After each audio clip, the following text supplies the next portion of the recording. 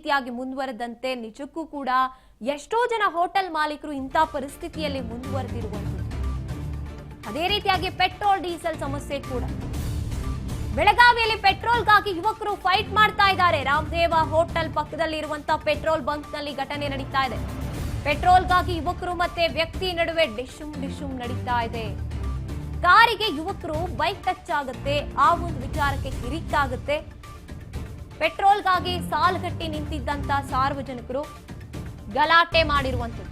ಬಾಳಮಾರುತಿ police ಠಾಣಾ ವ್ಯಾಪ್ತಿಯಲ್ಲಿ ಈ ಘಟನೆ ನಡೆದಿರುವಂಥದ್ದು. ಬೆಳಗಾವಿಯಲ್ಲಿ ಪೆಟ್ರೋಲ್ಗಾಗಿ ಯುವಕರು ಈ ರೀತಿಯಾಗಿ ಇಂಥ ಘಟನೆಗಳಾಗುತ್ತೆ. ಯಾವಾಗ ಇವರು ವದಂತಿಗಳನ್ನ ನಂಬ್ಕೊಂಡು ಪೆಟ್ರೋಲ್ ಖಾಲಿ ಆಗ್ಬಿಡುತ್ತೆ ಅಂತ ದುರಾಸೆಯಿಂದ ಇಟ್ಕೊಂಡು ಬಂದಿರ್ತಾರಲ್ಲ, ಆ ಟೈಮಲ್ಲೇ ಇಂಥ ಘಟನೆಗಳಾಗುತ್ತೆ.